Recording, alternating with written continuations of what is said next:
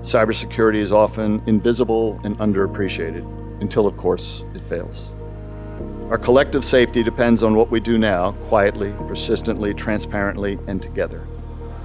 Japan has always excelled at resilience, whether in rebuilding cities, sustaining industries, or innovating against adversity. That same spirit must define our digital transformation going forward. This is SBF Worldviews, and that was former U.S. National Cyber Director Chris Inglis giving the keynote address at the Sasakawa Yomiuri Global Forum. Today's digital infrastructure powers almost everything we depend on, from hospitals and energy grids to supply chains, elections, and national security. But that same infrastructure has become a strategic vulnerability. Drawing on U.S. experience and speaking directly to Japan's future, Mr. Inglis makes the case that no nation can prevent every cyber attack, but every nation can build systems that are resilient, defensible, and supported by collaboration across government, industry, and allies. With that in mind, let's go now to the keynote remarks from former U.S. National Cyber Director Chris Inglis.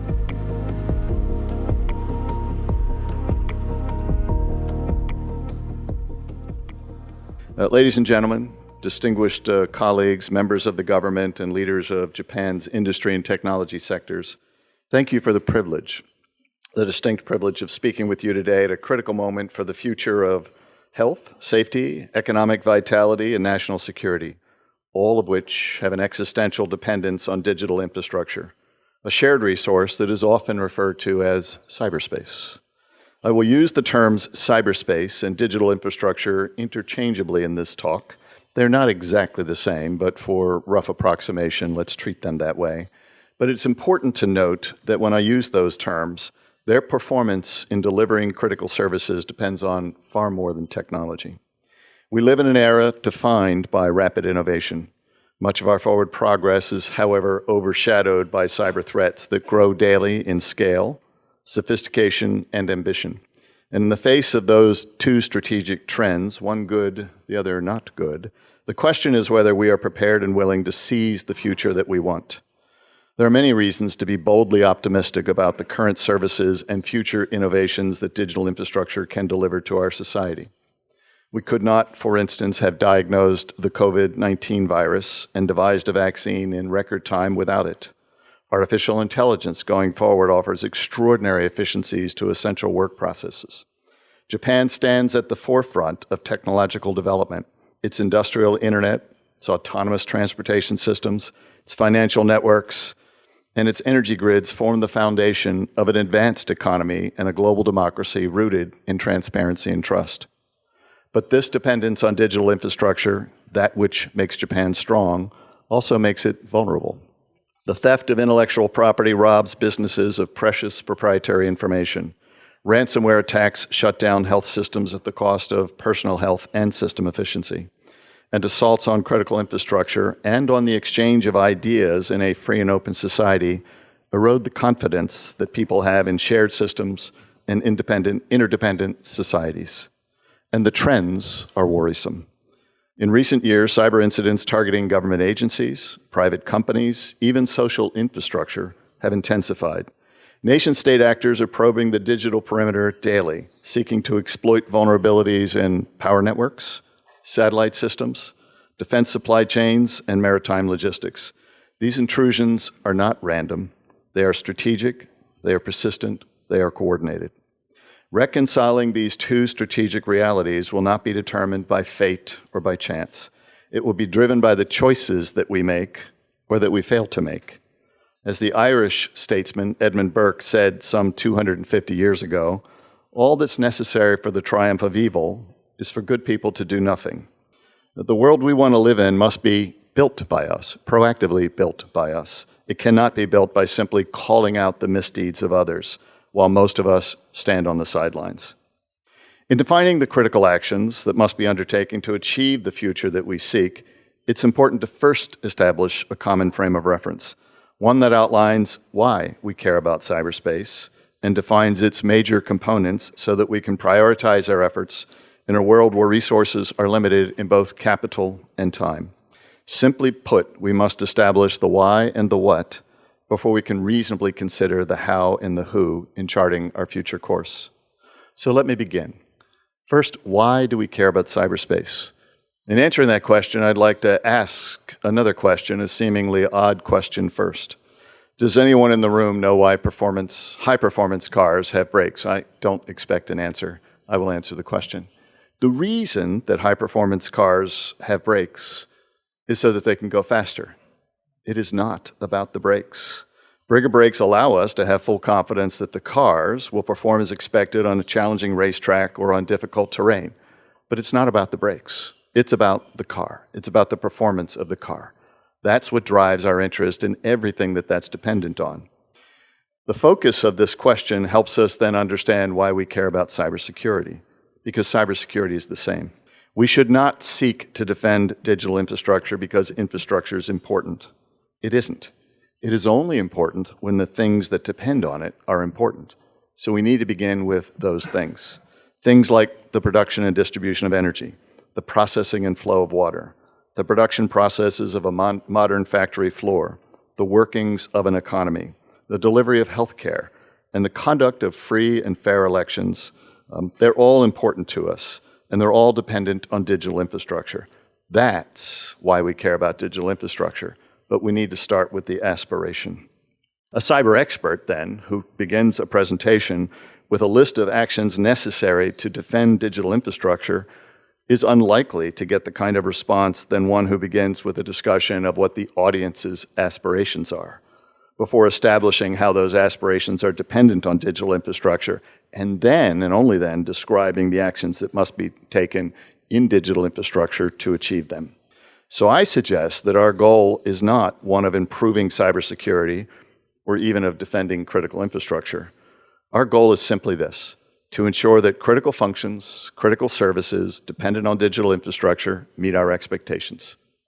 It's that and that alone, and everything else will flow from that. That they deliver on our expectations of life-enhancing, life-critical services, and on our expectations for a free and open society's ability to build and sustain a viable economy, domestic order, and national security. If those aspirations are important to us, then the things they depend on will be important to us. And everyone will care about the outcome of efforts to deliver those services, not just the people who have cyber or IT or government in their job titles. Again, if we remember, it's not about the brakes. It's about the performance of the larger activity that we're interested in. So moving on to then, what is cyberspace? If that's the why, then what is the what? More specifically, what are the levers that we should pull to change the outcomes in cyberspace? To begin with, as I mentioned earlier, cyberspace is comprised of far more than technology. Like any system of interest that serves the needs of people, there are three distinct and complementary components. Technology is the obvious component, and in the case of cyberspace, technology is comprised of subcomponents like hardware and software, telecommunications pathways, storage devices, and many other technical wonders. But less obvious a component is the component of people. That's the second component. I say less obvious because people are not merely users of cyberspace, they're an integral part of it. The choices that people make in the programs that they run, the links that they click, the devices that they enable, the data that they provide, and the permissions that they grant are all inputs into how cyberspace will perform. Finally, there is a third component, a more intangible but absolutely essential component, what I would call doctrine. That simply means that roles, expectations, and accountability must be assigned to the various pieces and participants in the system. Taken together, these three components, technology, people, and doctrine, are all the points of influence, the levers of influence that we must focus on to deliver the preferred outcomes in cyberspace. And their importance is in the reverse order in which I listed them. Bad actors in cyberspace will find and take advantage of any weakness, and they understand that poor defensive doctrine, or poor human awareness, or weak defensive skills give them the highest leverage and optimal results. So some examples. If no one has been assigned the role of building security into critical products and services, or the role of defending them from malicious manipulation across dispersed supply chains, then that failure in doctrine will be exploited. If users of personal, business, or national security systems do not understand the consequences of their security-relevant decisions, then bad actors will cause and exploit weaknesses in those human choices. Users clicking on malicious links today are still the #1 vector for malicious code to enter systems at the beginning of ransomware attacks that remain a global scourge more than a decade after they first exploded, virtually, of course, on the scene. This is not to say that technology flaws do not matter. They do matter. But fixing the technology flaws while ignoring doctrine and user performance is like trying to secure your car by installing seatbelts while leaving the windows open and the engine running. Technology alone does not solve the problem. The lesson here is that ensuring critical infrastructure and its essential services meet our expectations requires us to address all three components in cyberspace: doctrine, human performance, and technology, in that order. A consideration of the threat will enable us to prioritize our efforts to design, build, and sustain systems in this highly challenged world. The threat landscape facing Japan, like that in the US, can be divided into three broad categories. Nation-state actors typically top the list. While few in number, they have a disproportionate, outsized effect. Adversarial states are investing heavily in offensive cyber capabilities. Their objectives range from espionage and intellectual property theft to the disruption of defense and infrastructure networks. Transnational criminal groups are second. Cybercriminals have evolved into organized organizations, exploiting ransomware, phishing, and supply chain vulnerabilities. They target hospitals, manufacturing plants, and municipal governments. And third, but importantly on the list, hacktivist and emerging AI-driven threats. Malign actors flood social media with disinformation. Generative AI makes spear phishing, data poisoning, and misinformation campaigns far more deceptive and much more rapid in their onset. Japan has already felt the tremors of these forces. In the past few years, attacks have disrupted ticketing systems, targeted defense contractors, infiltrated government email networks. Each incident reveals the fragility of essential systems. And let us remember that cyber conflict is borderless. A single vulnerability in a foreign supplier's software can ripple through a domestic economy within seconds. A breach in just one company's network can become a national emergency when that network is a critical asset for others. So with those fundamentals in mind, the why and the what, we can now build a strategy to reconcile our goals to our means. To secure specifically Japan's future, we must first accept a difficult truth, that preventing every cyber attack is impossible. But what we can and must do is to make the systems that support these critical services defendable, actively defend them, and then align actions to consequences, creating incentives for good behavior and consequences for bad behavior. I'll address each of these in order. First, building defensible systems means that we must build resilience in upfront so that when attacks occur, those systems will continue to provide minimum viable functionality, that trusted data can still be accessed, and that recovery to full functionality is swift. And that resilience must be built into all three dimensions of cyberspace. Of course, the doctrine and the assignment of roles and responsibilities, but also in human performance and skills, and certainly in technology. So let me walk through those in that order. Doctrine. We must define the expected contributions of the various stakeholders, all of them. Human performance. We must improve people's understandings of the consequence of human decisions on the performance of the overall system. And technology. Technology itself must be designed, built, and sustained so that it is inherently resilient. The challenge is not new or solved.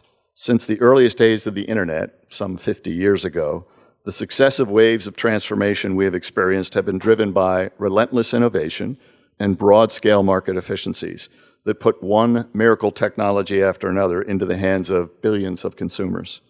But throughout those 50 years, we have seen uneven and largely inadequate attention given to the inherent resilience of technology of all forms. We can't afford to repeat that critical error over the next 50 years, or for that matter, over the next 5 months, especially as the inflection of technology bends exponentially upward in an era of artificial intelligence, agentic AI, quantum computing, and untold other transformations that will arrive with increasing speed and impact. So how do we drive resilience into cyberspace? There are historically three ways to do that. First, enlightened private sector leadership can voluntarily invest time and capital to ensure that their products and services support the public's need for resilience, safety, and trust. While this approach has been shown to be more cost-effective in the long term, there are unfortunately few examples of it in practice. This is primarily because many companies want immediate returns on their investments, and because this approach generally works best when it's combined with the second mechanism that drives investment in safety, market forces. Market forces, the second mechanism, work best when there is a consumer demand and a willing first mover, someone willing to go first. People of my generation can remember when the Volvo Automobile Company combined these two dynamics to develop and sell crash-worthy cars aimed at capturing business from a rapidly growing class of consumers who are looking for safe family transportation. Other car companies followed their example. But in the end, the third mechanism stands in. The attributes of safety, life, or society-critical systems that should not be optional must be made mandatory. This introduces the prospect of regulation, which is almost always a government-controlled activity. Given the undeniable benefits of innovation and market efficiency, regulation in cyberspace should be undertaken with the lightest possible touch, but no lighter. Most, if not all, countries have taken this approach to the safety of automobile transportation systems, commercial aviation, and healthcare. Why would we do anything less for the health, the life, and the society-critical systems established within and by digital infrastructure? In the US, by way of example, cloud systems that serve the economic and national security functions managed or regulated by the government have taken a mix of these three approaches to drive resilience by design to large widely deployed cloud infrastructure. And while the focus of what I'm about to describe is on government use, the expectation is that those benefits will then accrue to the private sector, which makes use of the same infrastructure. First, the technical standards for cloud security are developed by the U.S. National Institute of Standards and Technology, a government organization, with significant assistance from the private sector. The U.S. federal government then uses these standards to define requirements for government use in what's called the Federal Risk and Authorization Management Program, known kind of as FedRAMP. And finally, the federal government influences the market by using its buying power through contracts that require security mechanisms defined in FedRAMP. State governments can cascade this effort to their uses, to their jurisdictions, in something called state ramp. But all of that is a market imperative, a market force.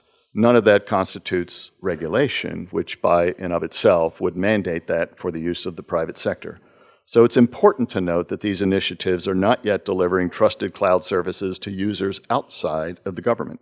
The hope is that market forces will drive that, but absent regulation, we will fall short, I think, of having that as a required feature in the systems that are used by businesses or private sector users.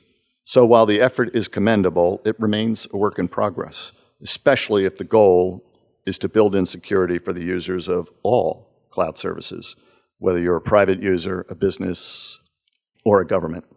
Other governments in the world have taken a stronger head in regulation.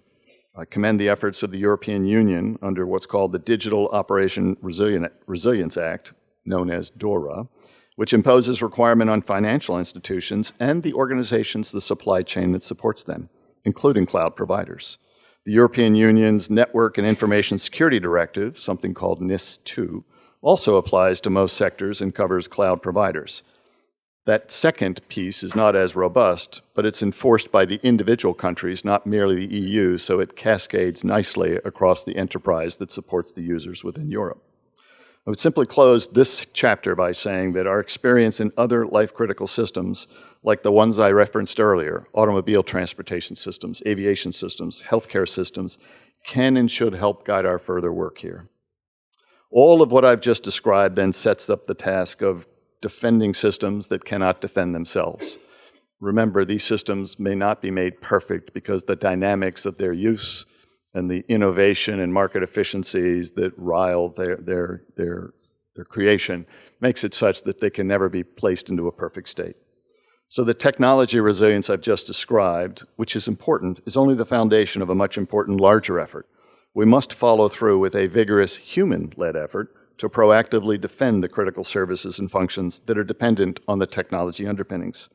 While AI can be expected to help in that defense, even systems with AI will require humans to determine priorities and to retain accountability for outcomes.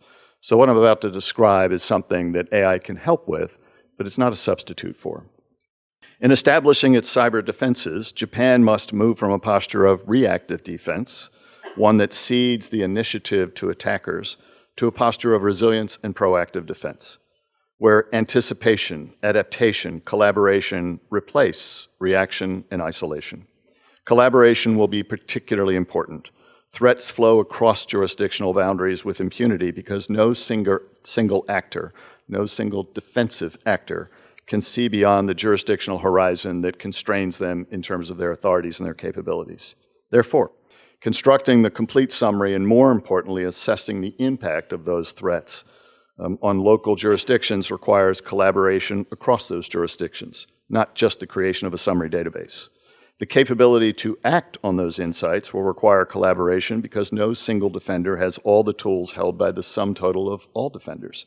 And most importantly, no single defender has all of the authority needed to defend at the speed required across diverse public and private sector and international landscapes, required to tie all of those response elements together. Again, collaboration is the only right answer.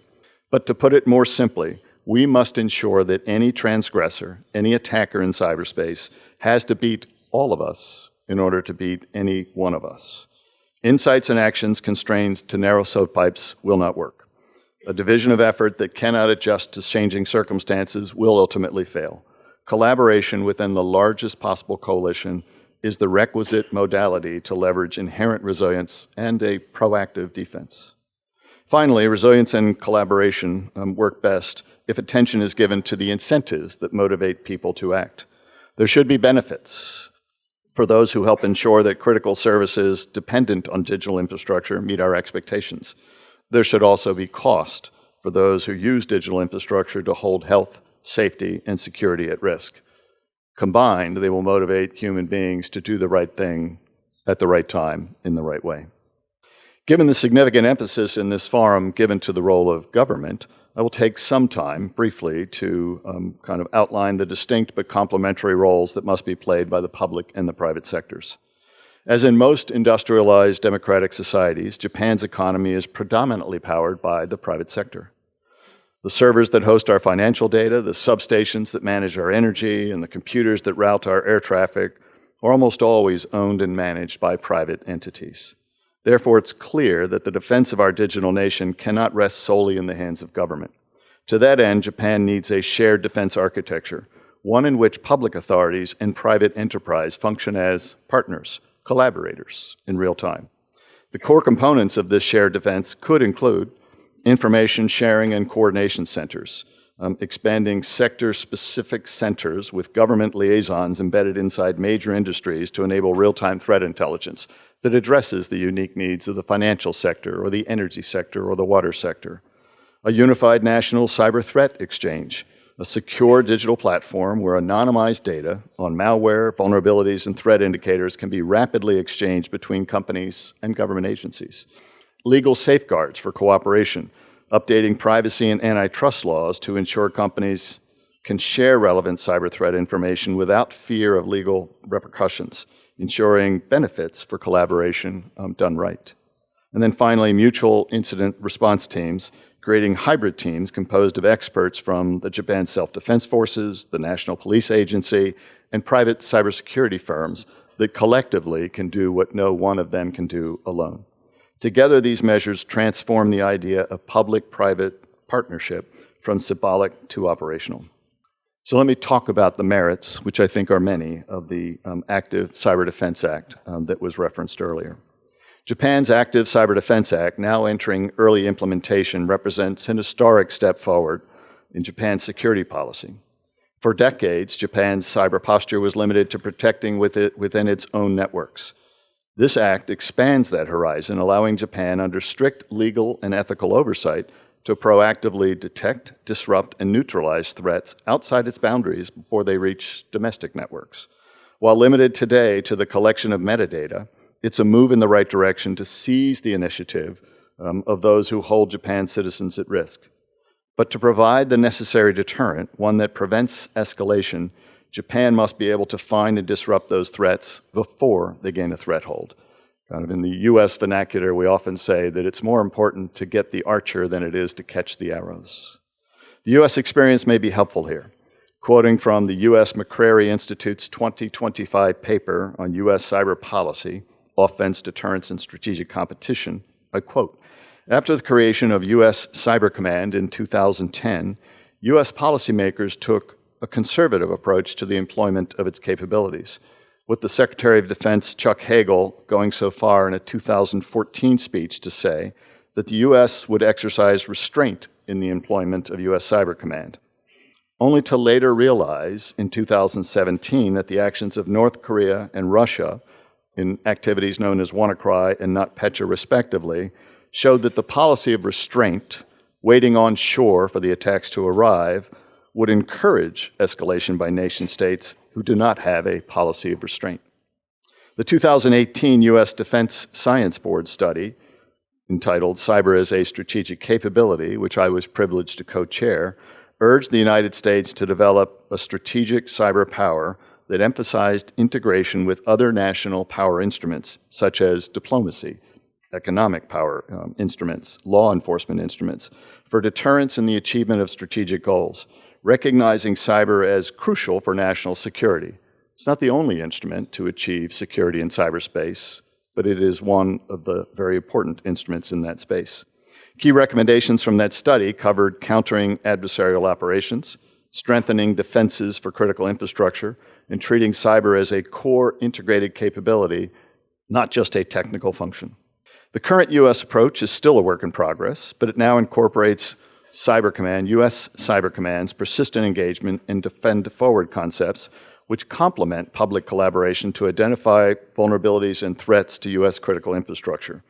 Each of those capabilities, persistent engagement and forward defense, is designed to engage threats continuously and as close to their source as possible. Most notably, the U.S. Department of Homeland Security then operates something called the Joint Cyber Defense Collaboration Center, similar to Japan's proposed Cyber Council, to engage all private sector organizations, sector-specific agencies, such as the National Security Agency, which engages the defense industrial base, to combine all of their information about the nature of threats and vulnerabilities in that space. NSA's own engagement with the defense industrial base constitutes a rich exchange of information from the government to the private sector, so that the private sector is then equipped with what is actually happening in that space, so that they might then participate in a collaborative defense of that space. Coherence of the various strategy components and the concurrent action is very important. Not easy, not straightforward, since there's so many moving pieces, but it's really important. For instance, Defend Forward is almost always conducted as a collaborative activity with one or more allies. But that's why it's important to have a national cyber director in these places so that we can understand what the role of each of those pieces might be and then integrate those so that the sum of the parts is greater than the arithmetic sum. Taken together, threat identification and proactive action to deal with those threats to digital infrastructure are key components of the U.S. and I believe increasingly Japan's ability to make progress in conducting proactive, continuous operations that detect, engage, disrupt, and deter the rogue actions of cyber threat actors. But I want to be very clear on this point. The U.S. effort, like the proposed Japanese active defense, is not retaliation, and it does not hold individual privacy or corporate proprietary interest at risks. It is preemptive protection focused only on legitimate threats and stimulated only by the provocation of those who actively seek to hold national interest at risk. It is defense.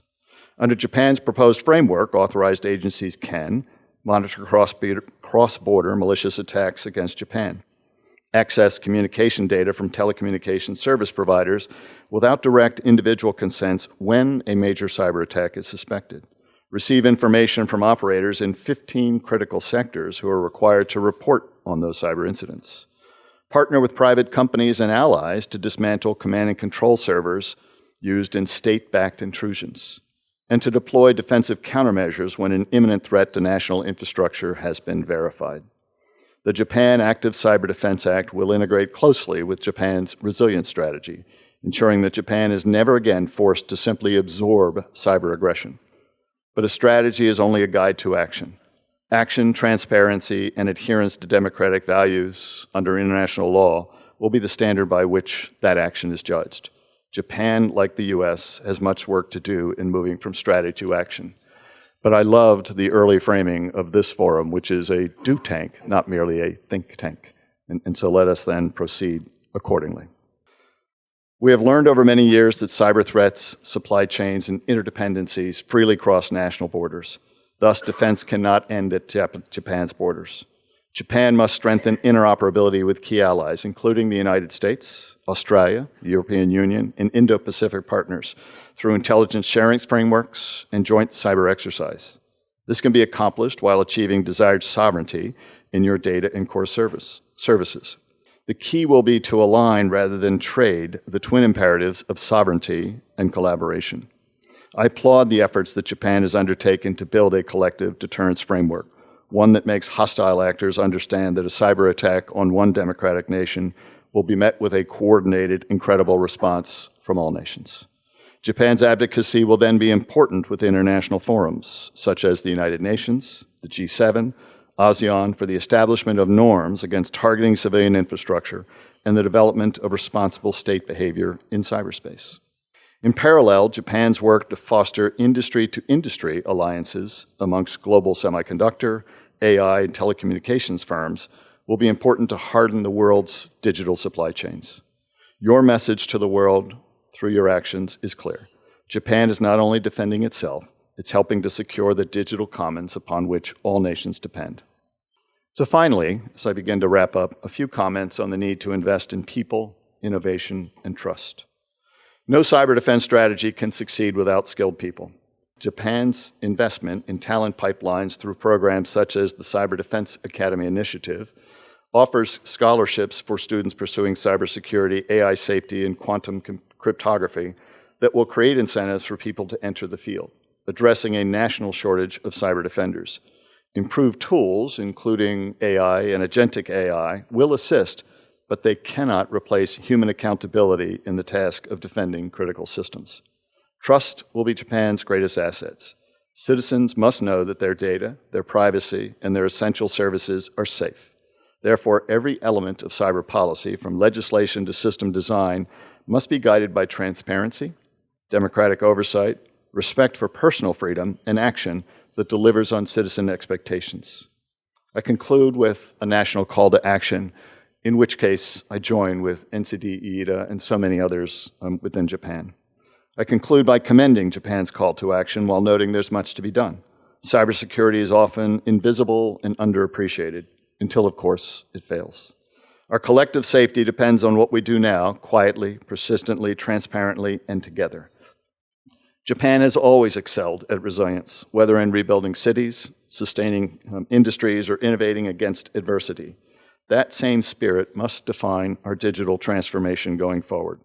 Through the Active Cyber Defense Act, shared public-private protection, and a whole-of-nation resilience strategy, Japan can ensure that the technologies powering its future, alongside doctrine and human performance, in things like artificial intelligence, robotics, and transformative technology that lie beyond that, remain forces of prosperity, not instruments of vulnerability.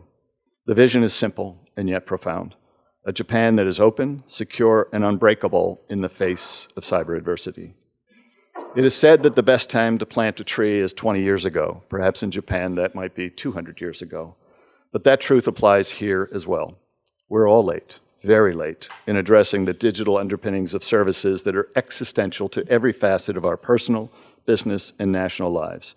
Japan has an impressive, solid plan, but action on that plan will be the way that we, and not chance, not fate, build the future that our citizens expect and deserve.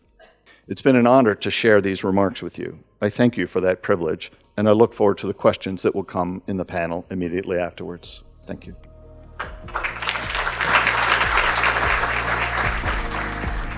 That was former U.S. National Cyber Director Chris Inglis sharing his keynote remarks at the Sasakawa Yomiuri Global Forum. For more conversations and insights on global policy, visit our website and subscribe wherever you get your podcasts. Thanks for joining us, and we'll see you next time.